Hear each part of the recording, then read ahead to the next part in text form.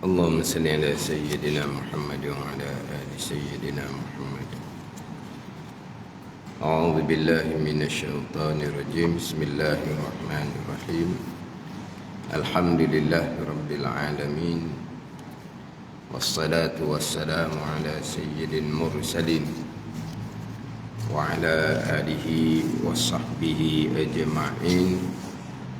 رب اشرح لي صدري ويسر لي أمري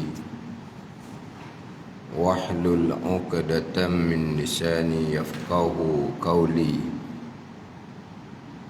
سبحانك لا علم لنا إلا ما علمتنا إنك أنت العليم الحكيم. ولا حول ولا قوة إلا بالله العلي العظيم. Kitab Pati Paridah. Kitab Pati Paridah, muka surah 48. Surah 48 baris yang ke-6 daripada bawah.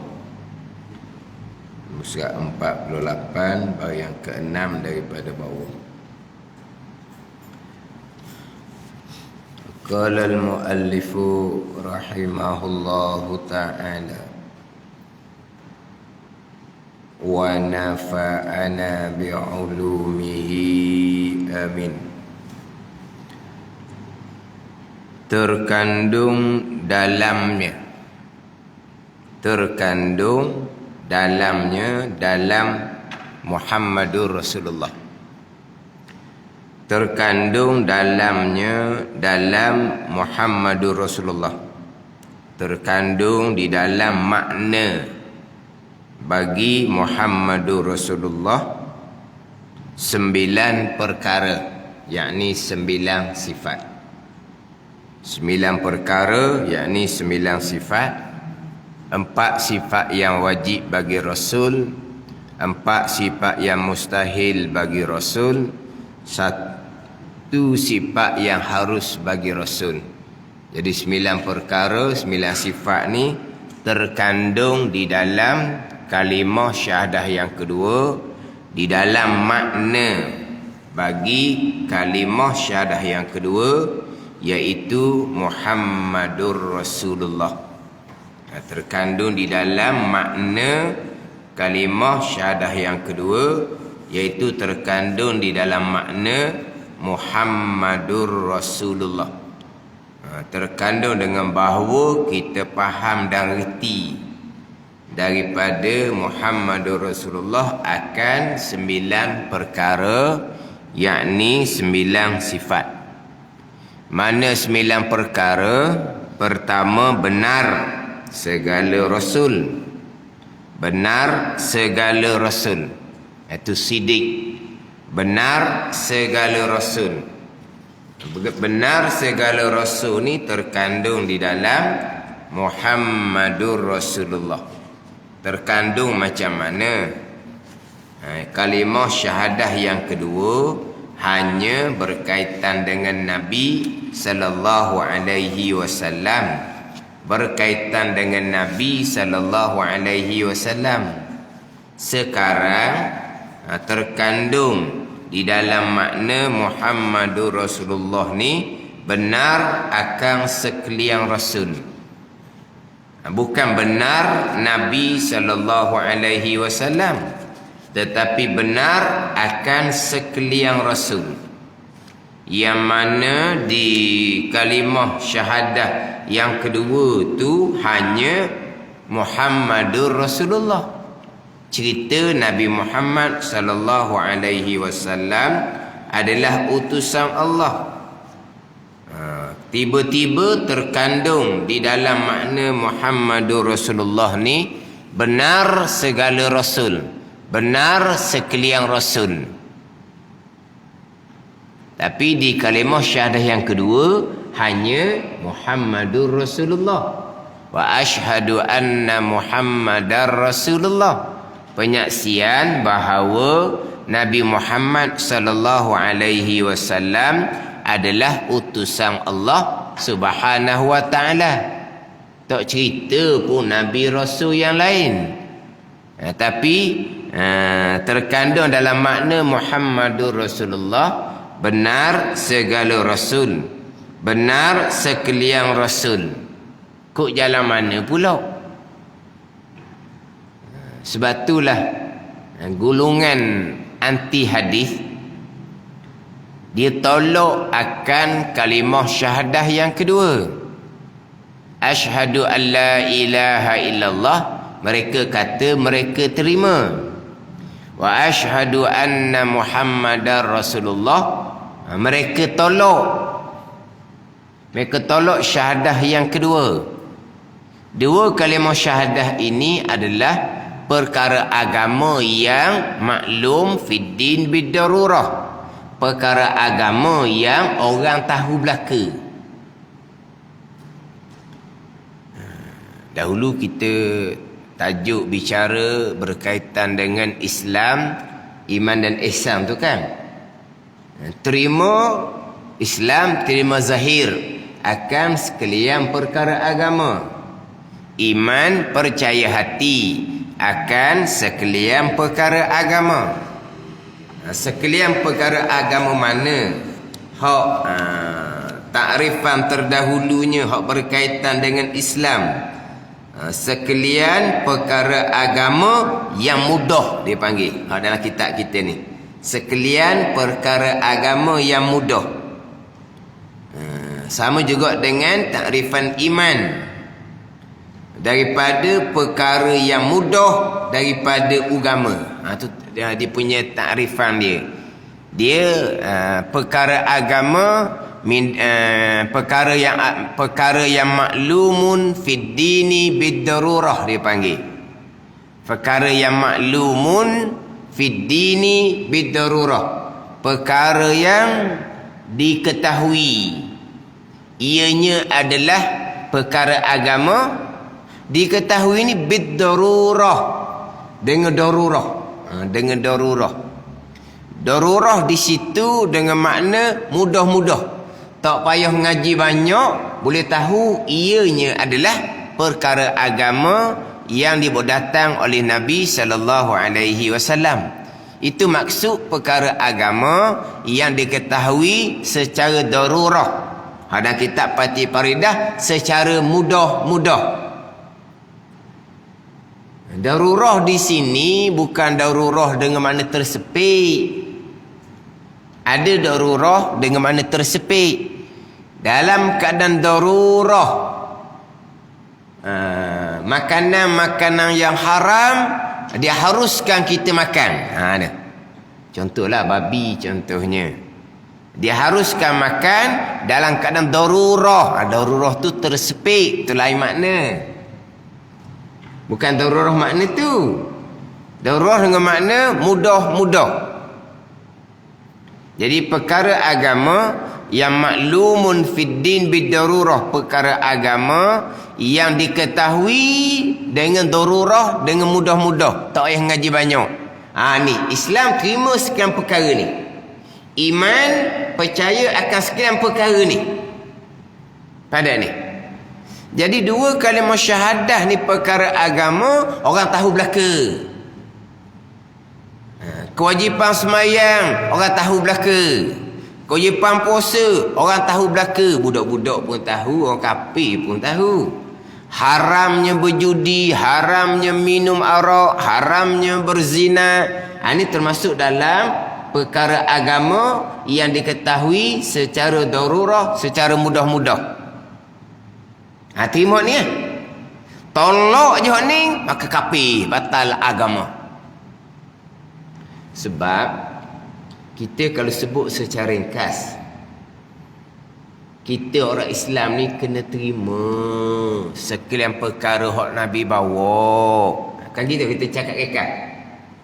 Kita orang beriman kena percaya hati akan sekalian perkara hak Nabi bawa.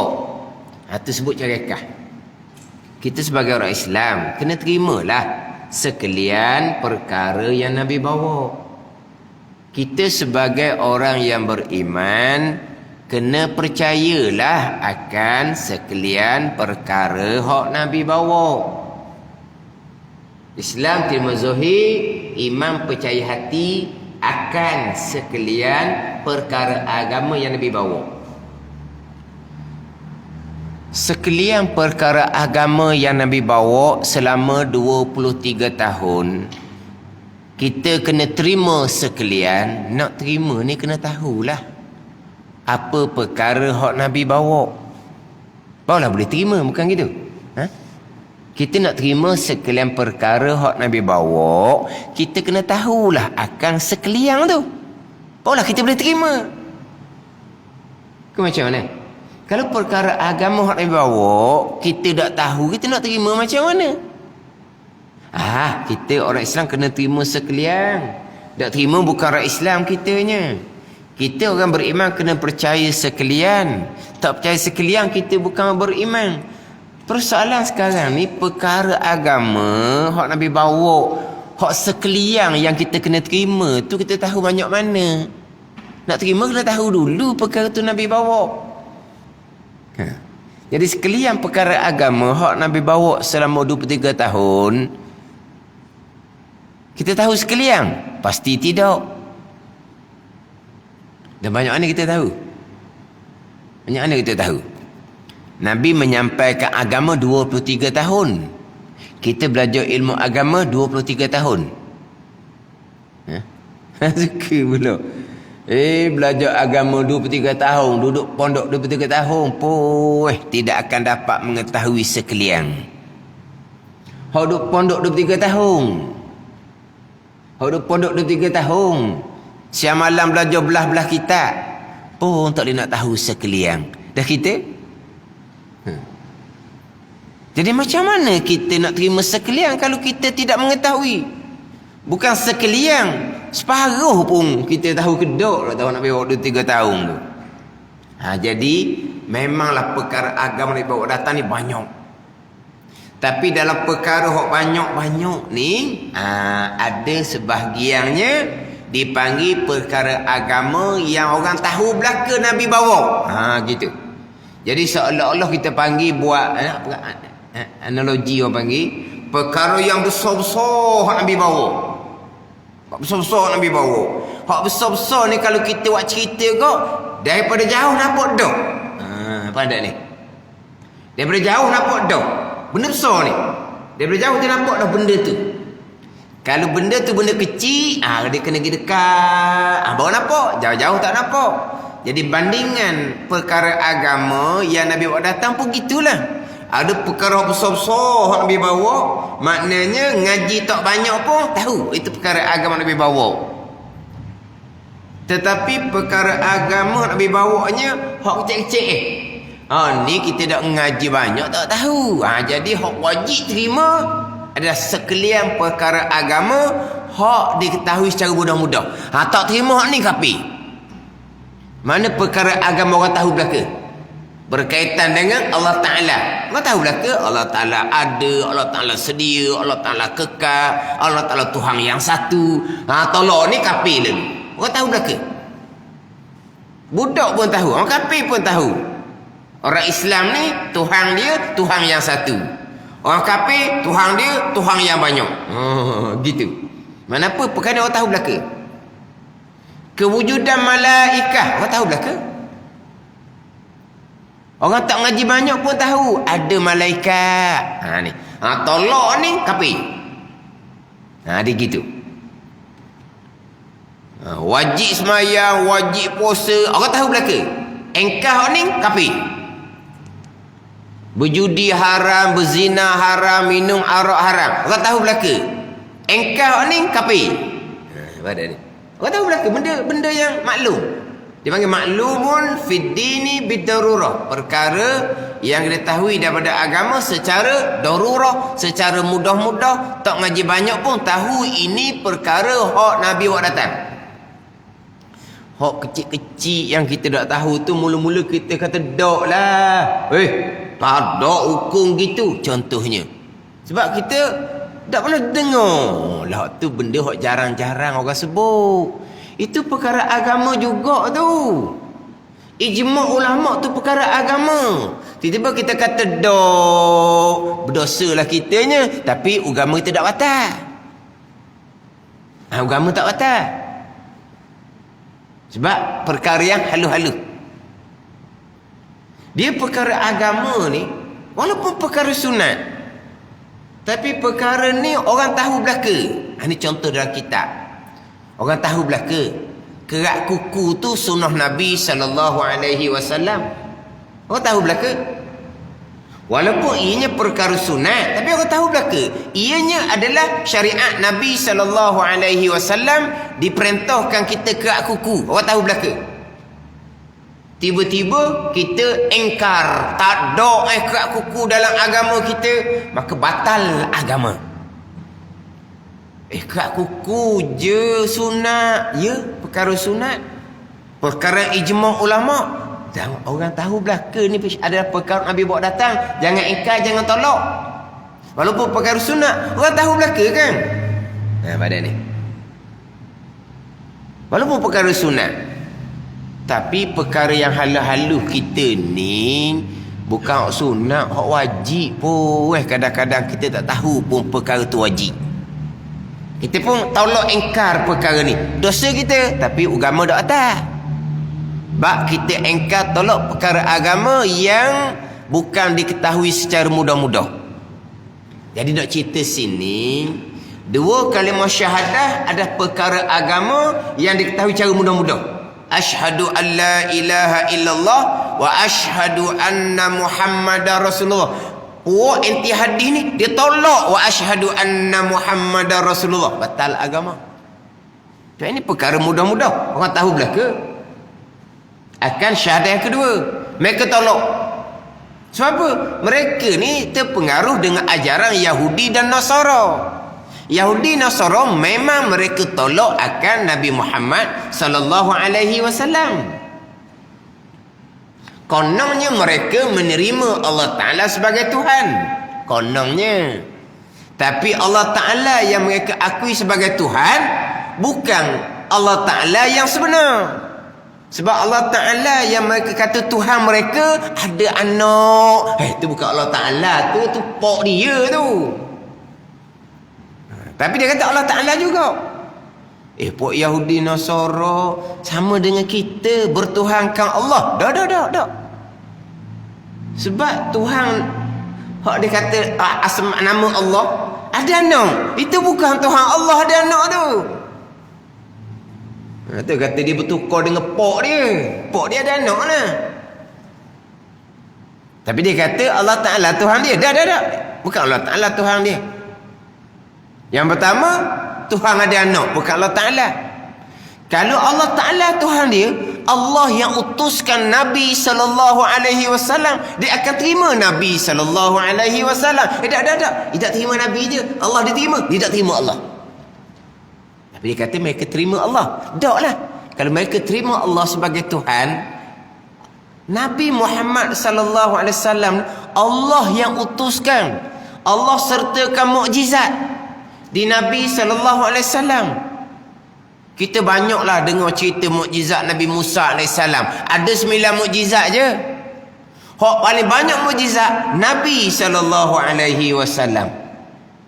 Jadi mukjizat ni Allah zahirkan di Nabi SAW, nak mengkuatkan bahawa Nabi adalah utusan Allah Subhanahu Wa Taala. Tiba-tiba puak Yahudi Nasara konon-konon dia mengaku Allah Tuhan mereka, tapi Nabi Muhammad sebagai utusan Allah dia tak terima. Dia tak terima Allah sebagai Tuhan.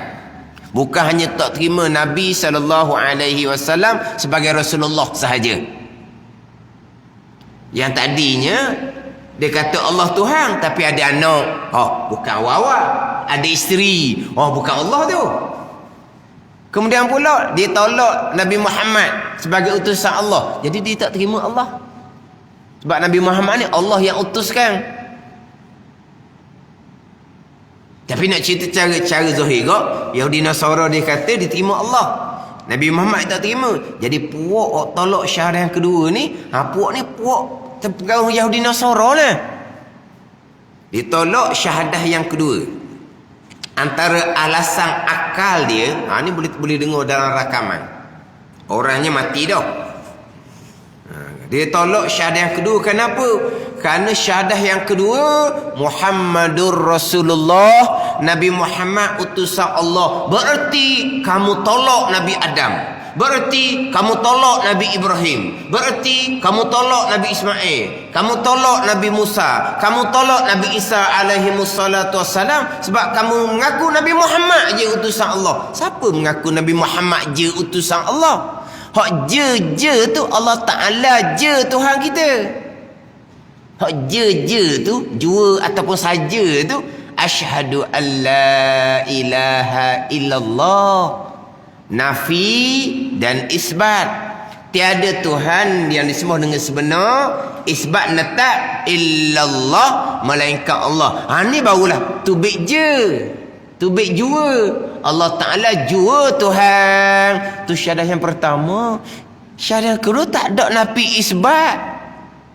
Ke syahadah yang kedua, aku nak saksi bahawa tiada Nabi melainkan Muhammad sallallahu alaihi wasallam. Ada? Tidak. Tapi puak sesat ni, syahadah yang kedua, wa asyhadu anna Muhammadar Rasulullah, Nabi Muhammad saja Rasul. Mereka ni tolak Nabi Adam. Habis Nabi lain mereka tolak. Sebab mereka mengaku Nabi Muhammad saja Rasul. Siapa yang ngaku gitu? Ini ditolak. Kitanya, ni kita nak pergi kepada terkandung di dalam Muhammad Rasulullah. Yang pertama, benar segala Rasul. Mari mana benar segala Rasul? Mari daripada Muhammadur Rasulullah lah. Muhammadur Rasulullah tu cerita Nabi Muhammad je. Sekarang ni benar segala sekalian Rasul. Jadi dalam syahadah kedua tak ada cerita Rasul yang lain. Hanya penyaksian Nabi Muhammad sebagai utusan Allah. Bila kita mengaku Nabi Muhammad sebagai utusan Allah, Nabi Muhammad sallallahu alaihi wasallam menceritakan Nabi Rasul yang lain. Apabila kita membenarkan Nabi Muhammad sallallahu alaihi wasallam sebagai Rasulullah, kita akan membenarkan akan sekalian perkara yang dicerita oleh Nabi sallallahu alaihi wasallam. Kita akan membenarkan termasuk nabi-nabi, rasul-rasul yang terdahulu, kerana Nabi Muhammad sallallahu alaihi wasallam cerita yang mana Nabi Muhammad kita nak saksi ianya adalah utusan Allah. Jadi Nabi Muhammad sebagai utusan Allah, cerita Nabi Rasul yang lain, kita akan membenarkan juga Nabi Rasul yang lain. Jadi membenarkan Nabi Rasul yang lain inilah yang masuk di bawah Muhammadur Rasulullah. Di situ. Bila penyaksian Nabi Muhammad utusan Allah, Nabi kita ni cerita perkara gaib, kita membenarkan. Nabi cerita berkaitan dengan malaikat, kita membenarkan. Nabi cerita berkaitan dengan syurga neraka, kita membenarkan. Nabi cerita bab Nabi Rasul, kita pun membenarkan. Jadi apabila Nabi kita ni, kita beriman akan Nabi kita ni benar, sidik, maka Nabi Rasul lain pun kita akan beriman bahawa mereka pun benar, mereka pun sidik juga. Sebab kalau ada Nabi Rasul yang lain yang dicerita oleh Nabi SAW, tiba-tiba Nabi Rasul yang lain tu pendusta, maka Nabi SAW akan jadi pendusta juga. Sebab apa? Sebab dia mengaku ni Rasulullah ni, tiba-tiba pendusta. Jadi apabila Nabi SAW menceritakan seseorang Rasulullah, tiba-tiba seseorang tu pendusta, maka Nabi pun jatuh dusta juga. Mustahil sama sekali. Nabi seorang yang benar. Bila Nabi seorang yang benar, mana-mana Rasul yang Nabi cerita ia Rasulullah, pasti benar juga sebagai Rasulullah. Dia kena gitu. Lepas tu terkandung benar segala Rasul. Faham tak? Walaupun syarat yang kedua hanya Muhammadur Rasulullah, Nabi Muhammad je ceritanya, bukan Nabi lain. Tapi Nabi lain benar sebab Nabi yang cerita.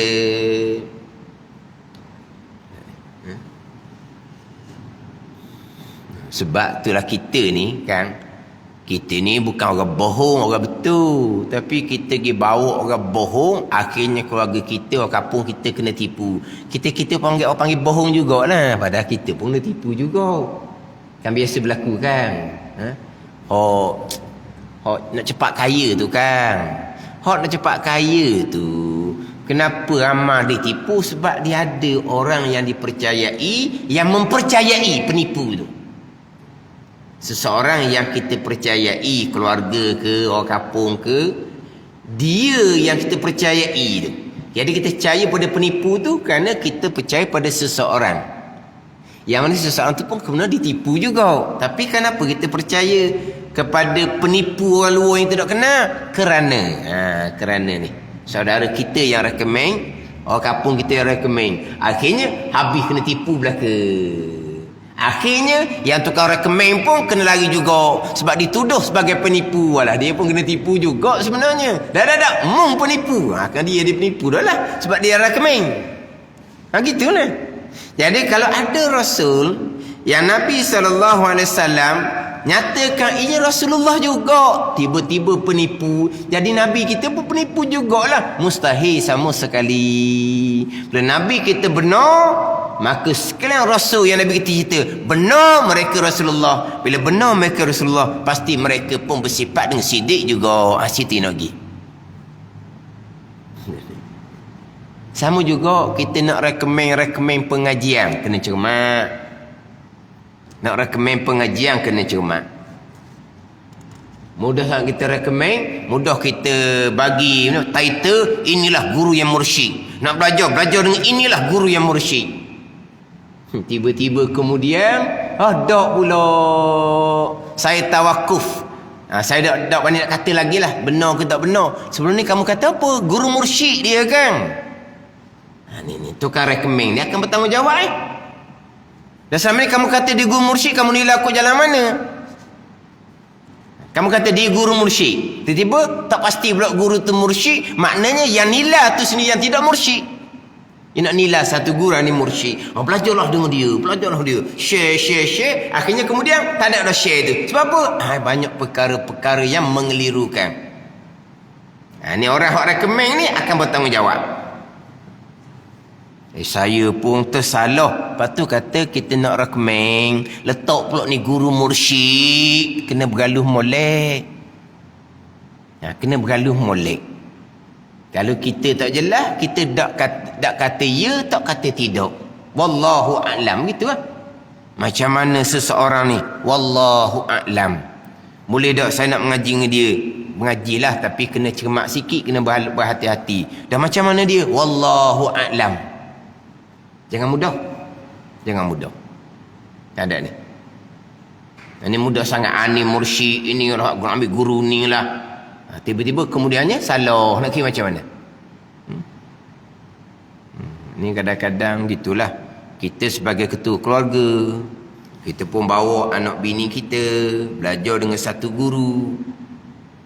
Tak ada dah ni guru yang mursyid, ni guru yang sebenar ni. Pasuk betul-betul ni guru sebenar. Terselah kemudian guru ni tak betul, tinggal. Jumpa pula guru yang lain, bawa pula anak bini.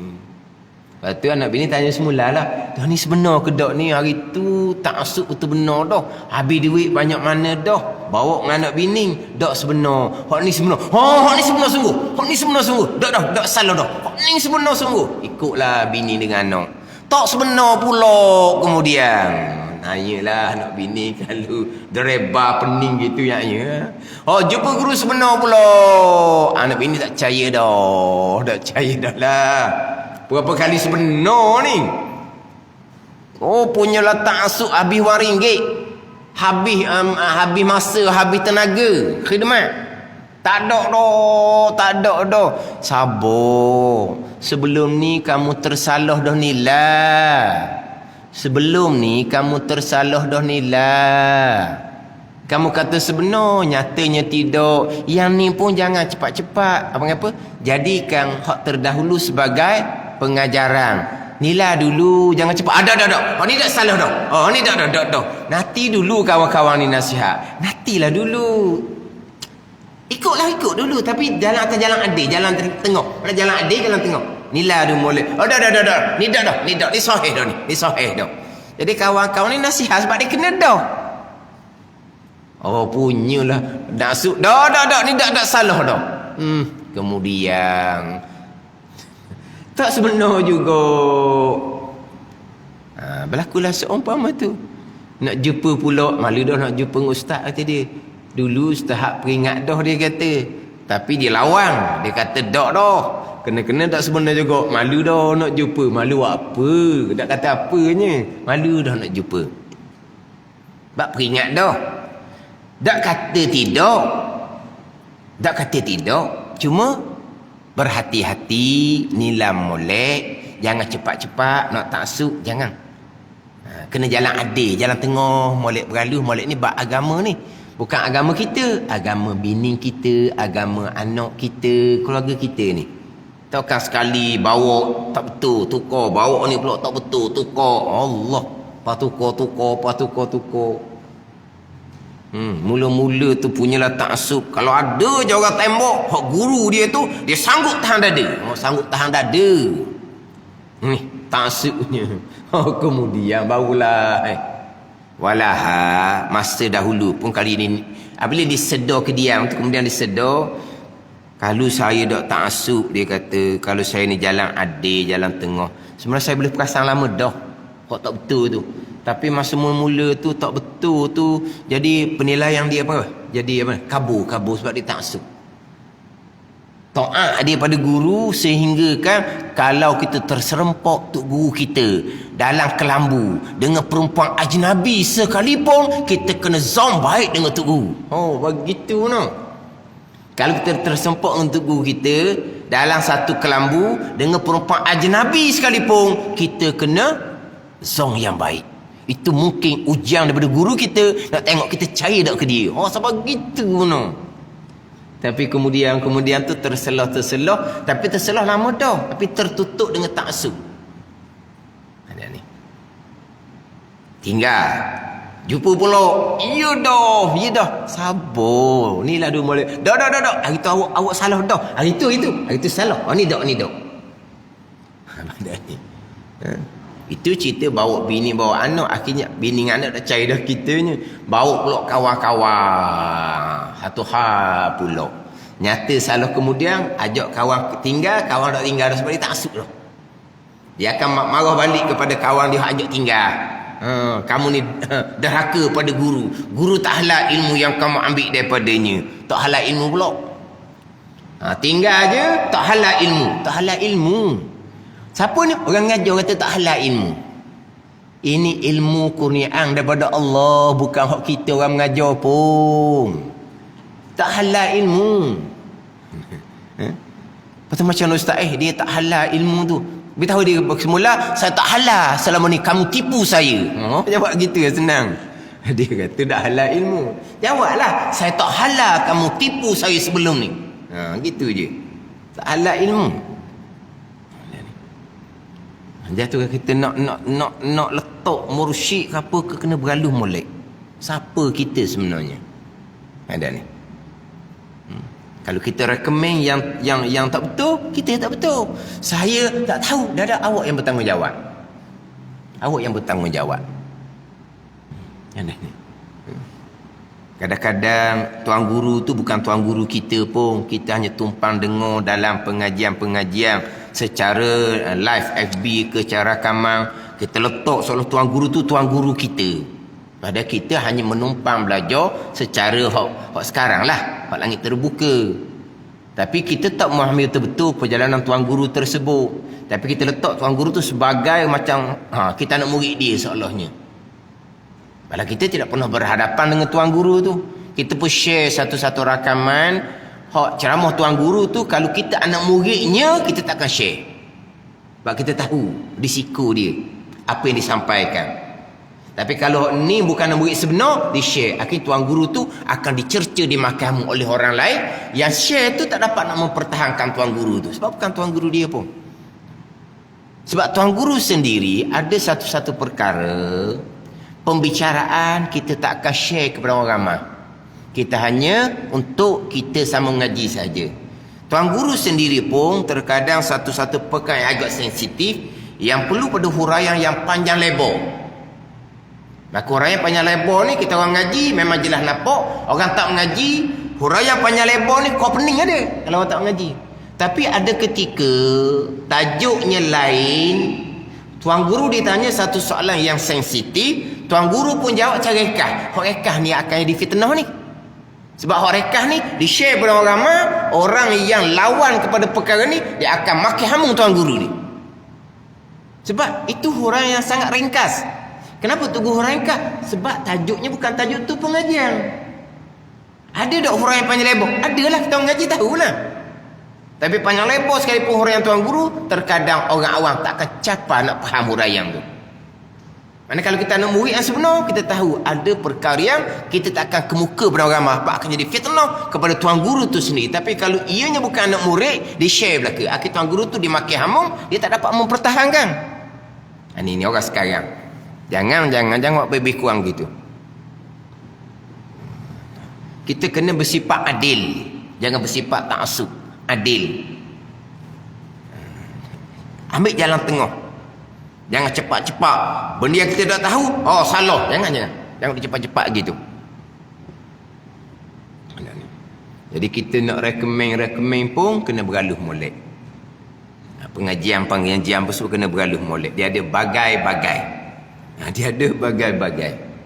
Mana kalau kita ikhlas.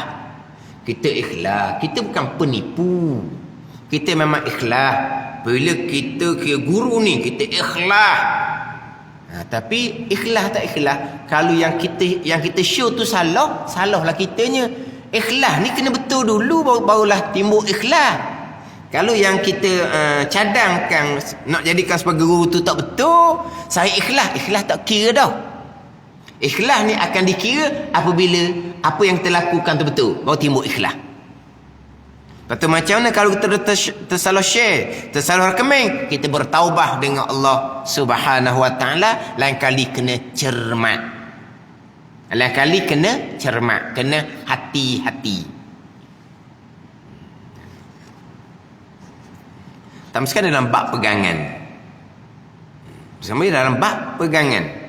Hingga saya sendiri pun takut kadang-kadang nak dengar pembicaraan bab pegangan, takut. Melainkan kalau tuan guru daripada Fatani, tu memang lapang dada, terbuka dada. Kalau bicara bab akidah, tunggu dia Fatani. Tunggu dari tempat lain, wallahualam, sebab tak mengaji. Hak tak mengaji dengan tempat lain, tak mengaji bukan kata salah, tapi tak mengaji. Cuma terjumpa seorang dua yang memang kita permulaannya kita betul-betul respect, tiba-tiba di hurah bab pegangan terpesong jelas nyata. Tapi respect sebelum ni pun dalam pembicaraan fiqh. Lagi pada pembicaraan tauhid, salah. Akhir ni tak berani kalau bab tauhid. Adakah hak pengajaran tempat lain tu mesti salah? Jangan kata gitu, saya tak kata gitu. Tapi tak ada kat betul. Saya tak mengaji dengan selain daripada tuan guru di Fatani, tuan guru di Kelantan, di Malaysia kita je. Hak lain tu saya tak pernah mengaji. Bukan kata salah, tapi terjumpa yang kita respect mula-mula tiba-tiba salah dalam bab pegangan. Tu jadi mana? Jadi fobia tu. Jadi takut. Tapi kalau tuan guru foto ni bicara bab tauhid ni, setakat ni lah, alhamdulillah. Kemah huraian. Gitu je. Tapi nak kata individu seorang-seorang tak berani juga. Tak berani sebab kita takut. Takut tersalah kita rekomen. Jadi macam tadilah, kita betul bukan penipu, tapi kita pergi rekomen penipu, kita akan dikatakan penipu. Ada ni. Jadi Nabi SAW yang menceritakan rasul ni, maka kita syahadah kedua kita mengaku memang utusan Allah, kita membenarkan akan sekarang perkataan Nabi SAW, kita akan membenarkan cerita-cerita Nabi SAW hak berkaitan dengan rasul-rasul yang lain. maka Nabi sallallahu alaihi wasallam bersifat dengan benar, maka Nabi yang lain, Rasul lain pun akan bersifat dengan sifat benar juga. Ambil mana? Ambil daripada Muhammadur Rasulullah. Tak ada timbul syahadah yang kedua Muhammadur Rasulullah bawa pada kita tolak Nabi lain macam hok faham mampu anti hadis tu. Tu tidak faham sangat. Ada ke wa asyhadu anna Muhammadar Rasulullah, penyaksian Nabi Muhammad saja rasul. Siapa yang kata gitu? Hak saja ni hak syahadah yang pertama. Allah Taala saja Tuhan, Allah Taala jua Tuhan. Itu yang pertama. Nafi isbat tu betul. Hak syahadah yang kedua wa asyhadu anna Muhammadar Rasulullah.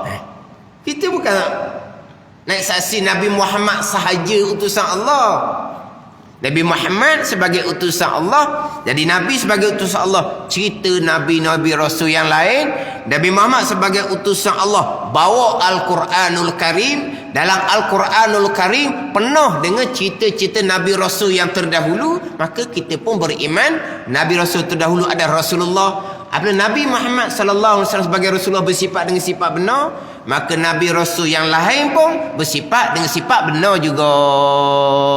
Jadi terkandung di dalam Muhammad Rasulullah benar segala Rasul. Bukan hanya benar Nabi sallallahu alaihi wasallam. Kedua, amanah mereka itu. Ketiga, fatanah mereka itu segala rasul. Keempat, tabligh mereka itu menyampaikan mereka itu segala rasul. Sebab apabila kita percaya Nabi Muhammad utusan Allah bersifat dengan amanah, kita akan percaya juga sekalian rasul-rasul yang lain yang diceritakan oleh Nabi Muhammad sallallahu alaihi wasallam pun bersifat dengan sifat amanah, fatanah, tabligh juga sebagaimana sifat Nabi sallallahu alaihi wasallam. Wallahu a'lam.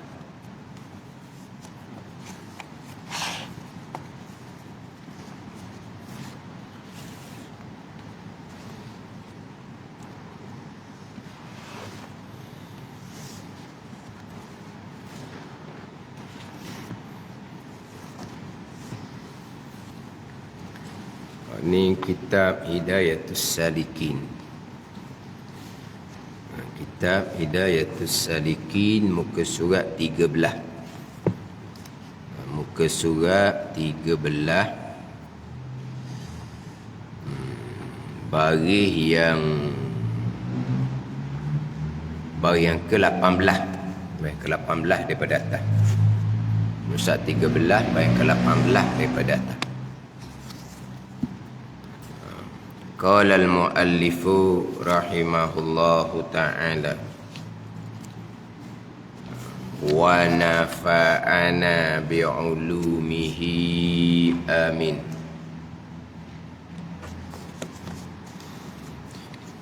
Maka engkau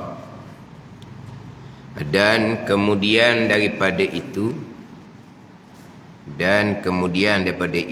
kemudian daripada bersugi, maka engkau duduk pada tempat yang tinggi padahal menghadap kiblat, supaya tiada kena akan dikau percikan air.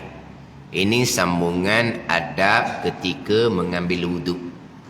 Adab ketika mengambil wuduk dalam kitab Hidayatus Salikin memulai dengan bersugi.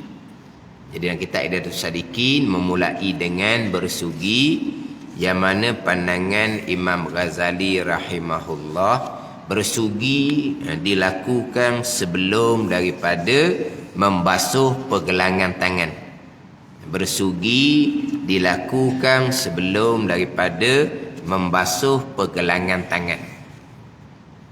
Itu pandangan Imam Ghazali, pandangan Imam Mawardi, pandangan Syekh Ramli, bersugi sebelum basuh tangan.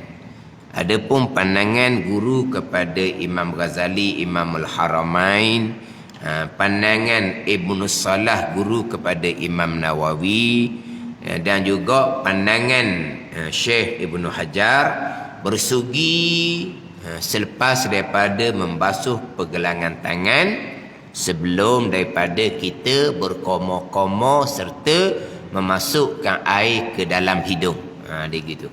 Tapi dalam kitab kita ni adab ketika berwuduk yang merangkumi perkara yang wajib ketika berwuduk dan juga merangkumi perkara sunat ketika berwuduk, bersuginya awal-awal sebelum daripada basuh pergelangan tangan.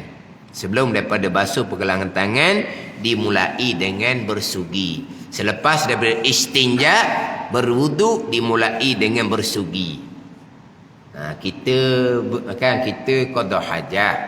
Yang mana dalam kitab kita ni sebelum masuk tajuk berwuduk dibicarakan berkaitan dengan adab ketika qada hajat dan ketika kita istinja. Jadi kita berwuduk ni selepas daripada kita istinja. Jangan berwuduk dahulu, istinjanya kemudian. Disunatkan kita istinja siap-siap barulah kita ambil air semayang. Kita pun pening. Memanglah kita istinja dahulu barulah kita ambil air semayang. Memang tu memanglah hukumnya. Macam mana? Hukumnya sunat buat gitu. Sunat. Lah sunat lah. Istinja dulu beres-beres, siap-siap, barulah ambil semayang. Dah boleh ke ambil semayang istinja kemudian? Kenapa tak boleh? Lepas tu kita nak pegang kemaluan, pegang dengan belakang tangan. Tak batal wuduk pun. Tapi tak pernah sepanjang hayat tau. Pernah ke? Berok.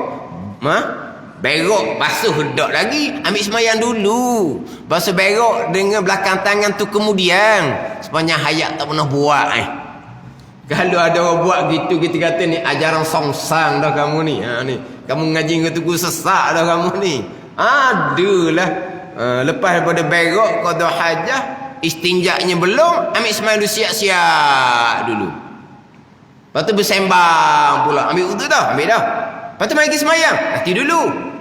Berok tak basuh lagi. Dah sana kita ambil wuduk dah. Ambil wuduk dah, berok tak basuh lagi. Orang pun kata ajaran songsang itu. Ni. Dia memang sunat. Memang kita sunat. Tapi memang kita akan istinja dahulu. Kalau dalam kitab kita selepas istinja, maka kamu bersugi. Ambil wuduk lah. Bersugi sebagai sunat wuduk.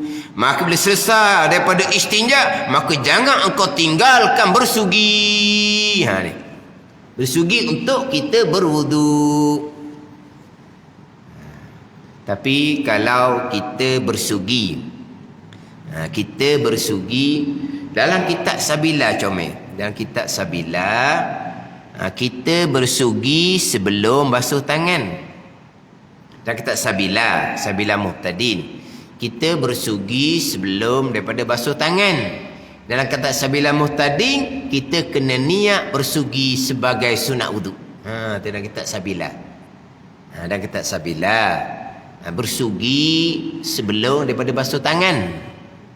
Kemudian dalam kitab Sabila, bersugi sebelum basuh tangan ni kita kena niat bersugi sebagai sunat wuduk. Kita bersugi, sebut sebelum lah, berus gigi lah. Kita berus gigi ni, banyak ketika lah sunat buh gigi ni. Berubah bau mulut, sunat buh gigi. Bangun tidur, sunat buh gigi. Faham tak ni? Tapi kalau kita berus gigi untuk dapat bersih mulut, betul lah kita dapat pahala sunat. Berus gigi kerana nak membersihkan mulut. Tapi kita dapat tak pahala sunat bersugi sebagai wuduk? Pahala sunat bersugi sebagai sebahagian daripada perkara sunat. Dapat ke tak?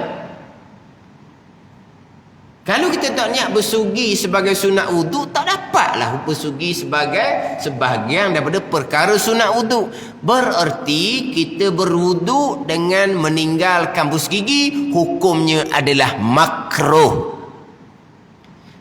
Penadaih menyatakan bahawa ni penadaih. Berus gigi untuk sunat, untuk wuduk bukan sunat, wajib. Orang berwuduk tanpa bersugi, berdosa dia walaupun wuduk tu sah sekalipun. Ni pandangan taif. Ni pandangan taif.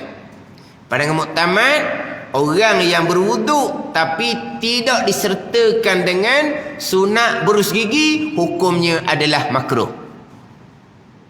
Kita berus gigi, betul, tapi kita berus gigi, kita tak jadikan ianya sebagai menunaikan perkara sunat sebahagian daripada sunat wudu. Kena niatlah bersugi sebagai sunat wudu. Kalau kita bersugi sebelum daripada kita basuh pergelangan tangan dan kita sabila, kena niat sebagai sunat wudu. Sebaliknya, kalau kita bersugi selepas dia basuh pergelangan tangan, sebelum daripada kita berkomoh-komoh, bersugi kita tidak payah niat sunat wudu. Sebab kita niat sunat wudu ketika membasuh pergelangan tangan.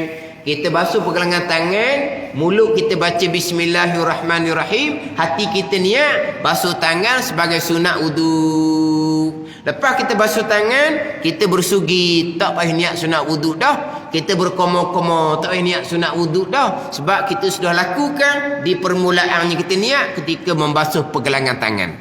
Dia gitu. Itu lebih mudah. Kita basuh tangan, niat sebagai sunat wudu. Jangan kita semabur keliru dengan niat wudu ketika basuh muka. Itu rukun wudu. Niat ketika membasuh muka itu rukun wudu. Tetapi kita niat rukun wudu ni di tengah. Basuh muka tu di tengah. Bukan tengah betul pun, mana tengah lah sikit.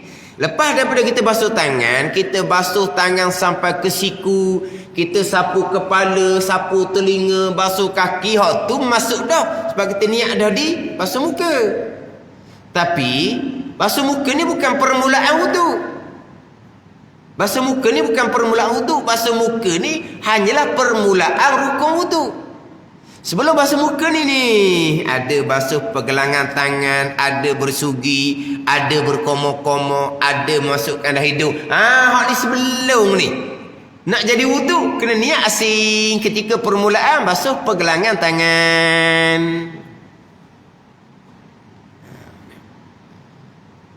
Dia dalam kitab-kitab basuh tangan serta niat sunat wudu ni memang dinyatakan terang dan memang dinyatakan dengan terang.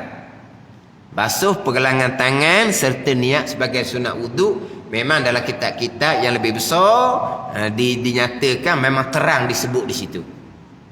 Cuma kita mengaji kitab kecil-kecil ni tak tahulah dalam kitab mana. Hak kitab kecil-kecil tak cerita rasanya. Ya. Ada dah pernah jumpa dalam kitab-kitab kecil lah. Basuh pergelangan tangan serta niat sebagai sunat wudu. Pernah jumpa? Tak pernah jumpa dah. Tapi kalau kita ngaji kitab besar-besar memang dinyatakan basuh pergelangan tangan serta niat sebagai sunat wudu. Ini contoh-contoh. Kitab, sebab saya ada bawa ni kitab Fathul Mu'in. Kuliah Isyak malam Jumaat di Masjid Ladang. Dia dalam Fathul Mu'in ni faghaslul kaffaini ma'an ilal ku'aini, basuh pergelangan tangan ma'an serta. Jadi basuh serta ni sunat asing. Kalau kita basuh sebelah boleh pahala sunat basuh tangan, tapi tak boleh pahala disunatkan basuh tangan tu serta. Dia tak sama dengan basuh tangan sampai ke siku. Disunatkan dahulukan tangan kanan, barulah tangan kiri. Walaupun kita boleh buat berwuduk dalam kolah, boleh kita buat masuk tangan kanan kiri dua belah ni sampai ke siku sekat serentak. Boleh, tapi makruh buat gitu. Sebab apa? Sunat ni basuh tangan kanan sampai ke kiri dua siap-siap 3 kali, barulah basuh tangan kanan siap 3 kali, barulah basuh tangan kiri. Sunat dipanggil apa? Menganan. Dia akan cerita di hadapan nanti. Menganan, bukan menganang dak, mengkanan. Menganang ni kuih pula dak.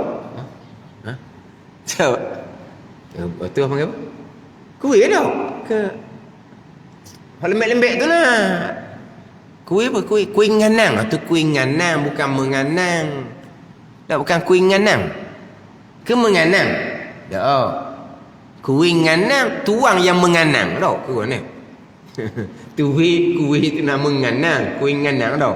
Siapa yang menganang? Tuang dia yang menganang kuih ya. Ini bukan menganang, mengkanan. Kita disunatkan mengkanan. Tangan kanan sampai ke tangan kiri. Ada pun basuh pergelangan ni sunat serentak. Sunat serentak.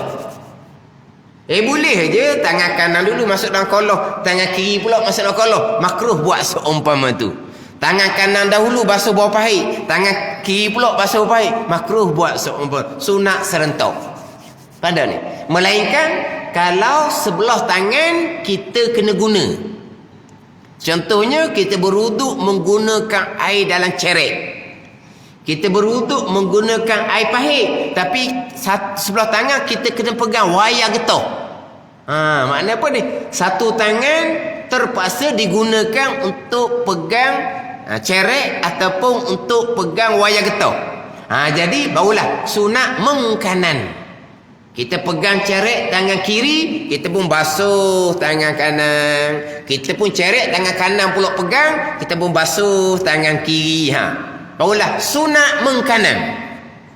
Sunat mengkanan. Sebab apa? Sebab sebelah tangan di dalam kitab dia kata umpama tangan kudung. Umpama tangan kudung dia kata. Jadi kena ada menganang jugalah. Dia bukan kata tangan kudung, tangan ada dua belah, tapi sebelah terpaksa terpaksa digunakan untuk pegang cerek, untuk pegang wayar getah. Barulah ada sunat mengkanan. Jadi basuh ma'an ilal ku'ai sampai ke pergelangan. Ma'at tasmiyati serta mulut baca bismillahirrahmanirrahim. Al-makrunati bin niyah disertakan dengan niat sunat wudu. Ni dalam kitab Fathul Mu'in. Basuh farasluk kapain, basuh dua tangan. Ma'at tasmiyati serta mulut membaca bismillahirrahmanirrahim. Al-makrunati bin niyah disertakan dengan niat sunat wudu. Jelas nyata. Ada kitab Fathul Mu'in. Basuh pergelangan tangan serta membaca bismillahirrahmanirrahim, serta hati berniat sebagai sunat wudu. Jadi situ perbuatannya basuh tangan, bacaannya bismillahirrahmanirrahim, hatinya berniat sebagai sunat wudu. Bandingnya macam kita sembahyang, bacaannya Allahu Akbar, perbuatannya angkat tangan, hatinya niat sebagai niat fardu sembahyang. Ada tiga. Bacaan Allahu Akbar, perbuatan angkat tangan, hati berniat. Jadi sekarang ni basuh tangan itu perbuatan, lidahnya membaca bismillahirrahmanirrahim, serta hatinya niat basuh tangan sebagai sunat wudu. Dia gitu. Pada ni. Ini comel dalam kitab Fathul Mu'in. Ma'at tasmiyati al-makrunati bin niyah serta membaca bismillahirrahmanirrahim, disertakan pula basuh pergelangan tangan tadi dengan niat sebagai sunat wudu. Tapi kita kecek, mungkin kita tak pernah jumpa. Jadi lepas daripada kita basuh tangan sebagai niat sunat wudu, lepas tu barulah kita bersugi. Lepas selesai bersugi, barulah kita berkomo-komo dan memasukkan air ke dalam hidung. Gitulah cara dia. Sebaliknya, kalau kita bersugi dahulu, basuh tangan kemudian, maka untuk bersugi kita niat sebagai sunat wudu sebagaimana yang dinyata dalam kitab Sabilah. Kemudian bersugi ni disunatkan kita bersugi dalam keadaan apa ni? Ardan dia panggil. Ardan ni lentang. Bukan tulang. Tulang ni kita panjang. Dia disunatkan kita bersugi dalam keadaan lentang. Kita memanjang, hukumnya adalah makruh. Jangan pakai buah tiwi tu. Buah tiwi tu dia ajar burus gigi gini. Dia gitu. Tu panggil tu memanjang. Kita nak melentang. Bersugi satu sunat, melentang satu sunat yang lain pula. Melentang satu sunat yang lain pula. Makruh kita bersugi dengan secara memanjang gini. Sebab apa? Kalau kita bersugi secara memanjang, menyebabkan rosak kita punya daging gusi. Hak puak yang suruh bersugi ni memanjang, jangan melentang. Dia kata kalau kita bersugi secara melentang, menyebabkan gigi kita jadi baik jadi sengit. Iya ke? Kita berus gigi ni begini, memanjang. Akhirnya gigi kita sengit ke kanan kiri ada? Ada sengit? Sengit dah?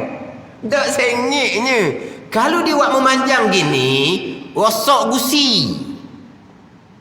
Tak tahulah, takut ilmu doktor sekarang ni pasal mana. Tapi kita berus gigi sunat memanjang. Sunat memanjang. Makruh kita buat gini. Makruh. Pada Allah, gitu pun syarak ada hukum. Syarak ada hukum belaka. Apa syarak tak ada hukumnya? Sunat kita berus gigi dalam keadaan memanjang. Sebab ada sebut dalam hadis, izastaqtum fastaku ardan. Nabi kata, bila bersugi oleh kamu, maka hendaklah kamu bersugi dalam keadaan melentang. Izastaqtum fastaku ardan. Bila bersugi kamu, maka Nabi kata hendaklah kamu bersugi dalam keadaan ardan ni mana melentang. Melentang ke? Ya tak, melentang ke tak? Jangan culan, jangan memanjang. Ini makruh seumpama ni.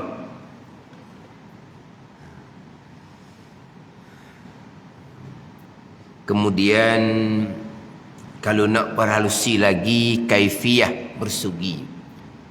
Kalau betul-betul lah kita pakai kayu sugi, kalau betul-betul kayu sugi, kita pakai berus gigi. Kita pakai berus gigi. Kita panggil pursyah. Pursyah tu okey lah. Tapi kalau kita pakai kayu sugi, kita jadikan kelingking di bawah dia. Kelingking dengan ibu jari ni di bawah. Mana kayu sugi tu duduk gitu. Ni duduk atas. Tiga jari duduk atas. Kelingking dengan ibaham dengan ibu jari ni di bawah. Bersugi. Ni pegang gitu. Kemudian kayu sugi itu pula dimakruhkan lebih daripada sejengkal. Jangan panjang. Dia sejengkal saja. Lebih daripada sejengkal, dan kita i'anatut talibin, syaitan akan menunggang duduk atau lebih. Dalam kita i'anatut talibin. Maknanya kayu sugi itu panjangnya sejengkal, makruh lebih dari sejengkal, kerana lebih dari sejengkal maka syaitan akan duduk di atas lebih tu. Kemudian lepas daripada bersugi dan kita i'anatut talibin ni, kayu sugi itu disunatkan letak di telinga kiri. Di telinga kiri, buh sini. Kalau buh telinga kiri, orang kata dah Allah nyohnya kayu sugi dia, nak nunjuknya kayu sugi dia, letak di telinga kiri, letak dalam poket lah. Memang letak di telinga kiri. Ni letak rokok. Tak ada dah sekarang dah letak rokok di telinga kiri dah. Tak ada tau.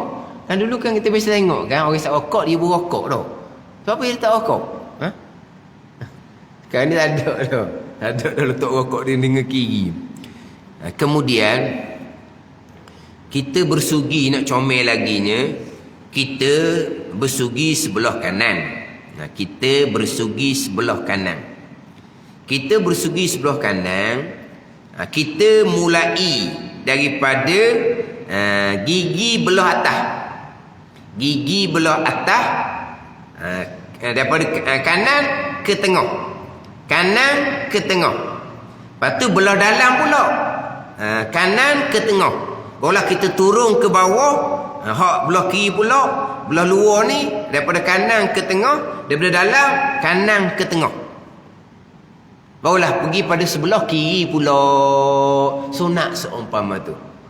Satu pandangan dah tak. Ambil daripada kanan terus ke kiri. Ambil dari kanan terus ke kiri. Okey dah. Dia ambil dari kanan. Setengah pandangan ambil ke belah kanan, bukan ke kiri, berhenti di tengah. Daripada belah kanan ke tengah. Ke tengah, bukan ke tengah di besi tu. Ke tengah. Ke tengah ni tengah. Kanan belah atas ke tengah. Ni belah luar ni, belah luar. Lepas tu masuk belah dalam. Batin belah dalam. Daripada kanan ke tengah. Lepas tu ambil belah bawah. Bawah ni belah luar dulu. Daripada kanan ke tengah, dalam pula. Belah bawah, kanan ke tengah. Barulah kita ambil belah kiri pula. Barulah kita ambil belah kiri. Atas daripada kiri ke tengah, bawah atas belah dalam pula. Daripada kiri ke tengah, baru turun kepada sebelah bawah. Belah bawah ni daripada kiri sampai tengah, belah luar, dan masuk belah dalam pula daripada kiri ke tengah. Gitu. Kurang-kurangnya kita buat 3 kali, kemudian barulah kita pun jalan terus. Setengah pandangan dia tak ada bagi gitu. Hanya ambil dari kiri ke kanan. Okey tak? Ambil kiri ke kanan.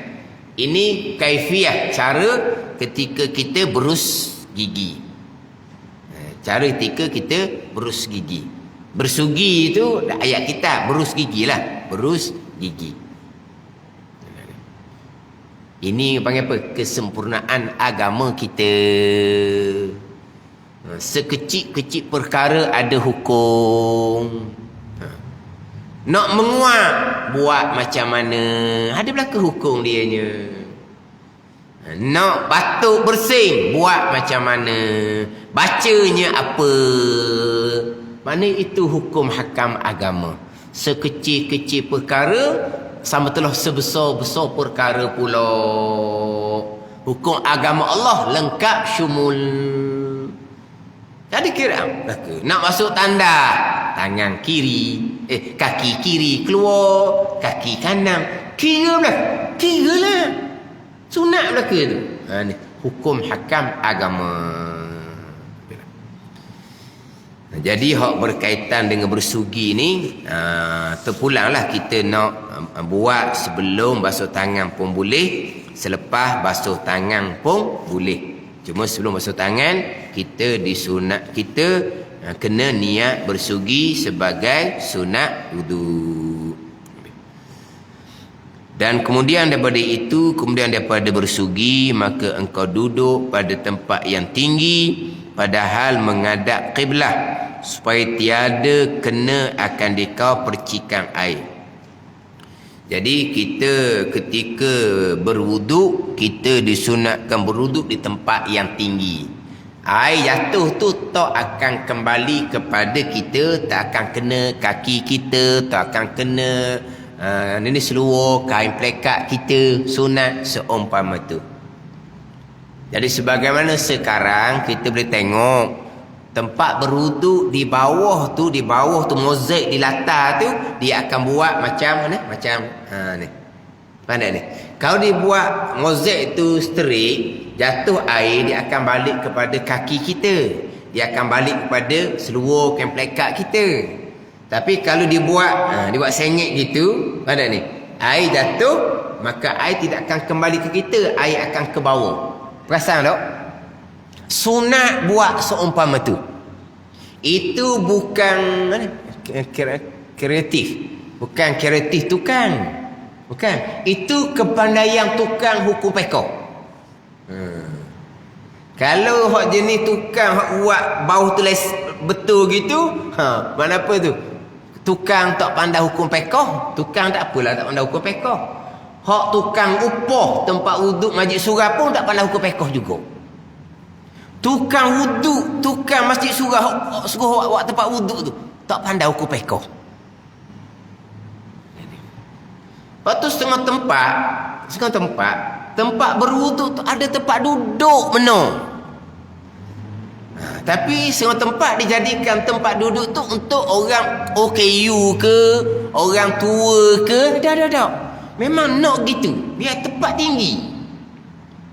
Tapi kalau tempat tinggi tu boleh duduk molek pula. Oh, comelnya lah masa basuh kaki. Nanti basuh kaki Basuh kaki gosok tetap dah sunat. Kita nak selati jari kaki kita dengan kelingking. Bukan dengan jari lain. Dengan kelingking. Kaki. Ni kaki lah ni tangan. Gitu kaki. Bukan selati daripada atas. Dengan kelingking jari tangan kita. Tapi dengan daripada jolok selati daripada bawah. Selati daripada bawah. Sunat seumpama ni. Benda ni. Sebab Nabi selati dengan bikhinsiri. Nabi selati jari kaki Nabi dengan kelingking jari Nabi. Tapi dalam hadis tu hanya menceritakan Nabi selati jari kaki dengan kelingking Nabi. Dengan kelingking tangan Nabi. Kelingking tangan Nabi ada 2. Kelingking tangan kanan 1, kelingking tangan kiri 1. Dalam hadis tak sebut kanan, tak sebut kiri. Hanya hadis menyebut Nabi selati jari kaki Nabi dengan menggunakan kelingking tangan Nabi. Tapi persoalan sekarang, ini timbul khilaf ulama ni. Persoalan Nabi selati jari kaki dengan menggunakan kelingking tangan Nabi. Kelingking tangan Nabi ada 2. Kelingking tangan kanan, kelingking tangan kiri. Maka sebahagian ulama menggunakan kelingking tangan kanan. Sebahagian ulama sunat menggunakan kelingking tangan kiri. Khilaflah situnya pula. Pandang Imam Ghazali menggunakan kelingking tangan kiri. Ni tangan kiri. Maka selati daripada sebelah bawah. Nak selati dari sebelah bawah ni kena duduk molek lah. Kalau duduk berdiri, kalau kita berdiri nak selati macam mana? Tunduk punya tunduk orang tua ni, angkat kepala tunduk, pening rebah situ Akhirnya orang kita selati macam mana? Orang kita selati jari kaki, dia tonyoh jari kaki dengan jari kaki. Faham ni? Dia berdiri, dia selati juga.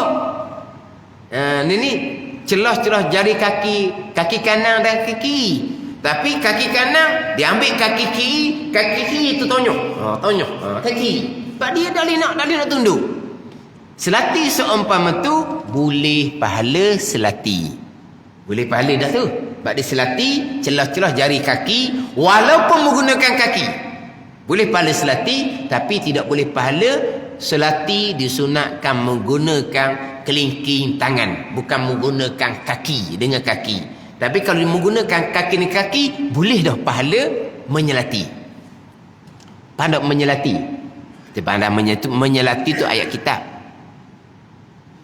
Kan kita kan memang kadang-kadang dia main kaki-kaki je. Dia main kaki-kaki.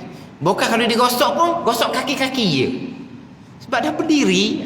Tapi kalau ada tempat duduk, boleh duduk molek.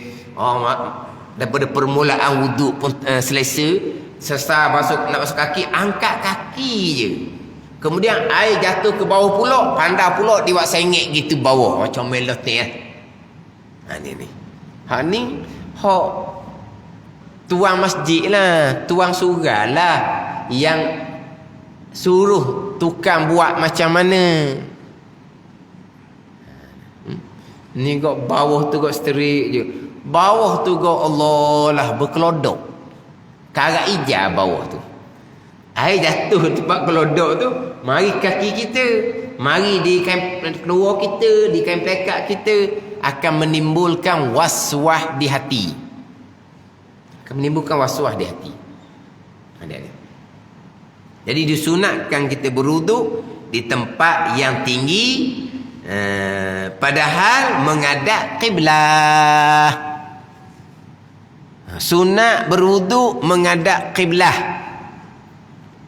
Bahkan kalau kata kita berwuduk di satu tempat yang mana kita tidak mengetahui kiblatnya arah mana, sunat kita cari dahulu arah kiblatnya di mana. Sunat. Contohnya kita berwuduk di rumah orang. Kita tak tahu rumah orang ni kiblatnya di mana. Kiblat nanti dia akan letaklah sejadah untuk semayang kita. Dia letak sejadah untuk semayang kita. Tapi kita tak tahu ni. Kita nak ambil wuduk ni, tanya dulu kiblat arah mana. Kalau kita homestay tak apalah kalau homestay. Sebab homestay ni dia ada letak dah tandaan kepada kiblat. Kalau rumah orang tak ada tandaan kiblat tau. Tak ada dah. Kan ada? Ada dah.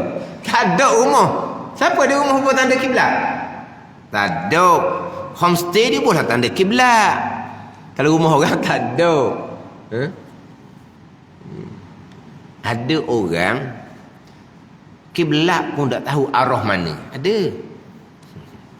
Saya pernah tumpang sembahyang rumah orang yang tuan rumah tu memang dia tak semayang. Mak ayah tak semayang juga. Badan ni. Tapi kemudian tu budak tu semayang lah. Kita berkawan ni pandai-pandai lah. Macam mana cara nak ajak semayang. Pandai-pandai lah. Akhirnya dia semayang. Budak tu. Masa pergi rumah dia, minta nak semayang. Bukan mu'alaf ni. Memang orang Melayu. Bukan mu'alaf mak ayah dia, memang orang Melayu. Dah lah diwi kain batik lepas wak sejadah. Tak apa kitanya kain batik lepas ke. Tak kira diwi kain batik lepas. Dia pun luak lah tempat semayang kita pun semayang. Tengah kita semayang, hidup balah belakang. Laki bini. Betul dah abang buat kiblat gitu. Betul tak kiblat? Diwi kiblat kita tu betul ke tu? Yang tu suami dia kata, rasa arwah mak semayang dulu. Gitulah arwah mak dia. Hak mak dia tupang semayang macam nak tahu. Dia balah pula laki bini tu. Balah mana? Betul dah kiblat. Kita dengar semayang ni. Kata berat Lepas tu suami dia kata, you dah kali. Silap mak dulu semayang gitu dia kata. Ada orang yang tak tahu arah kiblat. Maknanya keluarga tak pernah semayang dan tak ada cerita nak semayang. Sebab tu ada tempat, ada negeri, kalau kita masuk rumah baru, kita cari kiblat sendiri. Jangan tanya jiran. Terkadang kalau kita tanya jiran, memalukan jiran. Dan kita nak semayang kan? Kita tanya sebelah. Kiblat kok mana? Bergaru kepala dia. Ada tempat yang seumpama tu. Dia tak ada kiblat rumah dia. Tak ada. Dia tak pernah semayang. Kita ni sekarang kan mudah je kan. Dalam telefon boleh tengok kiblat. Ada orang tak ada kiblat. Jadi sekarang ni memang rumah tak ada tanda kiblat. Ada tanda kiblat tu homestay. Jadi kita nak berwuduk, kita sunat tanya tuan rumah, kiblatnya kok mana? Sunat tanya. Tuan rumah kata, tak apalah, nanti saya bubuhlah sejadah. Nanti bubuh sejadah untuk saya semayang. Sekarang ni saya nak ambil air semayang. Disunatkan menghadap kiblat. Kena tanyalah dulu kiblat arah mana. Cuma mungkin tuan rumah akan pelik.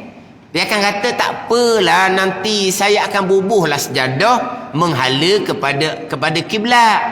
Sekarang ni belum lagi nak semayang, baru nak masuk bilik mandi untuk ambil air semayang. Duk sibuk tanya kiblat buat apa? Disunatkan kita cari dulu kiblat supaya kita boleh berwuduk menghadap kiblat. Berwuduk menghadap kiblat, mandi wajib menghadap kiblat, sunat seumpama tu. Berwuduk menghadap kiblat, mandi wajib pun sunat menghadap kiblat. Bukan menghadap ni batang pahit, bukan. Menghadap kiblat. Memang rumah kita bukan rumah menghadap kiblat, maka kitalah yang serong tubuh kita ketika berwuduk untuk menghadap kiblat. Kita serong tubuh kita untuk mandi wajib menghadap kiblat. Sunat seumpama tu. Tak ada rumah orang buat ikut kiblat. Kalau buat ikut kiblat, orang selalu singgah nanti ingat kesuran. Rumah orang ni diikut luk tanah. Rumah ikut luk tanah. Hak bangunan yang tak ikut luk tanah memang bangunan surau. Surau lah. Dia akan ikut kiblat. Rumah memanglah ada ni. Jadi kita nak berwuduk, kita palingkan tubuh kita. Ini bicara rumah. Bicara masjid surau. Sayang kadang-kadang masjid surau dia buat tempat wuduk tanpa menghadap kiblat. Sebab dia kata ruang tempat wuduk tu nak buat menghadap kiblat tak jadi, dia kata. Ruang tak ruang atas pembinaan asal. Atas pembinaan asal, dia ada pelang asal untuk menjadikan tempat wuduk menghadap kiblat kesemuanya boleh buat di pelang asal. Tapi sekurang-kurang setengah masjid menghadap kiblat sebelah, membelakangkan kiblat sebelah, dibuat dua belah. Okeylah, atas kamu memilih lah. Kalau kamu nak memilih pahala sunat, kamu duduk sebelah sana menghadap kiblat. Kalau kamu nak tinggal perkara sunat, rugi yang amat sangat kena tinggal perkara sunat, dia cari tempat yang membelakangkan kiblat. Tapi nak ceritanya, ada peluang untuk menghadap kiblat. Dia buat ni, contoh ni masjid Kep Ayung ni, dia buat seumpama tu. Pandai ni? Kalau pilih sebelah sini menghadap kiblat, kalau pilih sebelah sini membelakangkan kiblat. Tapi bererti ada peluang untuk berwuduk menghadap kiblat. Tapi kalau dia buat tempat wuduk seumpama ni bangunan masjid menghadap kiblat sebelah hadapan, dia buat macam ni. Ni panjang begini. Mana menghadap kiblat? Mana menghadap kiblat? Ni kalau buat gini, tak ada ah. Kalau buat seumpama ni, sebelah menghadap kiblat, sebelah membelakangkan kiblat, maknanya kita boleh pilih tempat menghadap kiblat. Tapi kalau dibuat seumpama ni semuanya akan menghadap, dia panggil apa? Utara dan selatan tau. Hanya menghadap utara dan selatan. Rugi sangat-sangat. Sebab apa? Sebab tempat wuduk tu orang akan pakai bertahun-tahun dalam keadaan menghadap kiblat, comelnya lah. Dalam keadaan langsung tidak menghadap kiblat, rugi sangat-sangat. Ni kisah tempat pengajian. Yang tuan guru ni dia mungkin terlepas pandang. Tempat wuduk memang menghadap kiblat. Dia wuduk menggunakan kolok. Jadi bangunan tu di belakang masjid. Dia buat koloh memang kalau ni masjid kan, kita kata menghadap kiblat. Kolohnya memanjang seumpama ni. Ni. Memanjang seumpama ni. Comel lah ada ni. Memanjang seumpama ni. Faham tak? Tiba-tiba ni kalau kita buat bandingan bangunan masjid Kep Ayung lah. Dia buat koloh panjang gitu. Jadi menghadap kiblat belah sana lah. Tiba-tiba sebelah menghadap kiblat, dia buat dinding ke atas. Dia buat dinding dah situnya. Jadi koloh. Jadi belah ini dia buat dinding lalu dah. Belah ini je kosong untuk berwuduk. Jadi makna membelakangkan kiblat. Sepatutnya dia buat dinding sebelah hadapan. Jadi koloh tu menghadap kiblatnya mana? Mana buat koloh tu comel dah. Dia buat memanjang begini. Mana kalau duduk sebelah sana berarti kita akan menghadap kiblat. Malangnya sebelah sana tu dinding, koloh belah sana tu dia terus buat dinding ke atas. Maknanya kita hanya boleh berwuduk sebelah sini dengan sebelah kanan kiri. Semuanya tidak menghadap kiblat. Tak perasan. Ada satu orang soleh. Orang betul. Orang betul. Orang yang tak cara orang betul. Kita letak dia orang soleh lah. Dia ni tok wali. Jangan duk mudah-mudah nak letak wali kepada orang. Tapi kita letak dia orang soleh, orang baik. Orang yang dimuliakan oleh Allah Subhanahu Wa Taala. Wali dia ni. Siapa kita nak mengatakan dia wali? Melainkan kita wali juga. Sebab wali lah yang mengenal wali Allah. Jadi kalau seorang kata, itu wali Allah. Kita berkata, kamulah wali Allah. Saya bukan wali dah sebab kamu kenal di wali Allah. Kamu wali juga lah. Biar dia sengih gitu. Senang-senang ni wali Allah, ni wali Allah. Dia orang baik. Kalau kita orang betul, orang tak ada keluarga. Orang tak ada keluarga, makna mari tunggu basikal gitu je. Dia akan berjemaah di mana-mana tempat. Berjemaah je tak tinggal. Orang ngajar dia duduk, tak ada kitab, tak ada apa. Tapi dia dengar gitu, tak cara orang. Mana kita panggil orang baik. Orang betul, orang soleh. Orang yang dimuliakan oleh Allah Subhanahu wa taala. Kerja dia mana-mana tempat koloh yang kotor dia tukang basuh. Jadi nama dia tu akan ada gelaran. Kalau kata mak koloh. Gitu dia ada gelaran. Kalau kata loh koloh. Dia ada nama koloh dia. Sebab dia memang basuh koloh. Dia kalau nak basuh koloh, dia pesan dulu. Jangan tambah air dia pesan jangan tambah air. Sebab kalau tambah air, lepas tu nak basuh koloh jadi bazir air. Dia akan pesan lah. Jangan tambah air. Dia akan mari tengok air tu tinggal surut dah, barulah dia basuh. Baru dia basuh. Maka di pondok ni dia selalu singgah semai Zuhur, singgah semai Asar. Tegur baik ke dia? Dia baik, dia tegur hormat ke dia? Dia tak cakap banyak, tegur dia jawab. Gitu je. Kita tegur dia jawab, senyum sokmo. Dia baik, ada benda. Tapi tak cakap banyak. Kita panggil dia orang baik, orang dulu, orang soleh tu. Kalau dia wali Allah, kemungkinan wallahu alam kita dah letak. Tok guru pun tanyalah dia. Kalau kata mak lah. Mak apa kalau pondok mak tak je basuh.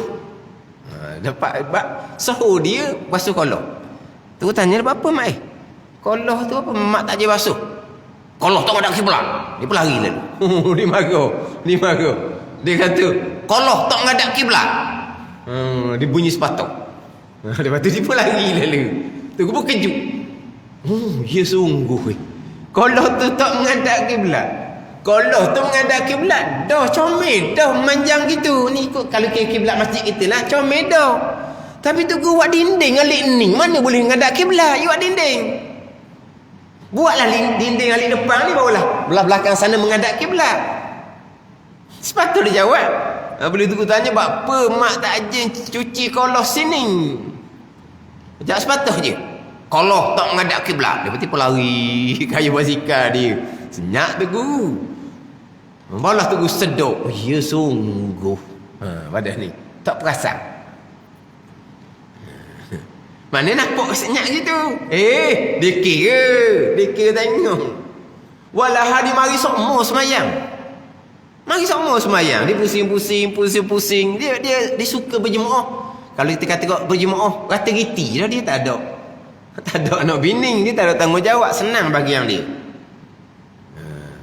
Tapi walaupun dia pergi sama pondok, dia tak pernah basuh koloh pondok. Tak pernah. Kena-kena kerana koloh pondok tu tidak menghadap kiblat. Mana apa ni? Baiknya dia, sunat dia penting. Sebab apa? Sunat ni pahala. Benda sunat ni pahala. Kita menghadap kiblat, kita membelakangkan kiblat, wuduk kita tetap sah. Kita boleh pahala berwuduk. Tetapi kalau menghadap kiblat, boleh pahala sunat lain pula. Berwuduk menghadap kiblat. Pahala wuduk, pahala lain. Pahala menghadap kiblat, pahala lain. Tapi kalaulah membelakangkan kiblat, kita boleh pahala wuduk. Tapi tak boleh pahala sunat menghadap kiblat. Bendanya mudah je. Menghadap kiblat, membelakangkan kiblat, satu pekerjaan yang mudah. Ada satu pekerjaan yang mudah sahaja. Tapi tempat tu memang tak ada harapan nak menghadap kiblat sebab dia berdinding sebelah tu. Maka dengan sia-sia mana kita meninggalkan perkara sunat. Ni orang-orang baik dia kira benda gitu. Tak pernah bunyi sebelum ni. Dia tak bunyi. Dia tak pernah komen apa. Tunggu tanya kenapa dok basuh koloh pondok, koloh tak menghadap kiblat. Dia pun pergi lalu. Bukan dia pernah bersungut, tidak. Dia tak nak cara. Dia tak nak cara orang. Dia boleh tanya kita, dia jawab. Mana buat tu biar tukang nombor 2, tukang dia atas arahan. Jadi buatlah tempat wuduk menghadap kiblat. Sekurang-kurangnya kalau pahit kau menghadap kiblat sebelah, tidak menghadap kiblat sebelah, kita boleh memilih. Kita boleh memilih. Mana kalau koloh panjang gitu, sini menghadap kiblat, sini membelakangkan kiblat, boleh pilih. Tapi kalau tempat wuduk tu memanjang seumpama ni, tak ada lah menghadap kiblatnya. Ada. Ni kira kepada orang yang atur buat pembinaan tu lah. Hak tukang hanya ikut apa yang diarah oleh pihak masjid, pihak surau. Menghadap kiblat itu di antara yang disunatkan ketika kita berwudu. Dan baca olehmu Bismillahirrahmanirrahim. Rabbi a'udzubika min hamazatis syayatin wa a'udzubika rabbi yahdurun. Kemudian maka basuh kedua tanganmu 3 kali. Jadi baca bismillah ketika membasuh kedua pergelangan tangan. Wallahu a'lam. Bismillahirrahmanirrahim. Alhamdulillahirabbil alamin. Wassalatu wassalamu ala sayyidil mursalin wa ala alihi wa sahbihi ajma'in. Allahumma iftah alaina futuhal arifin. Allahumma allimna ilma akdamin wa fahimna famas sabiqin warzuqna ruqat talibin. Allahumma zidna ilman wa alhiqna bis salihin. Wa sallallahu ala sayyidina Muhammadin wa ala alihi wa sahbihi wa sallam. Walhamdulillah rabbil alamin.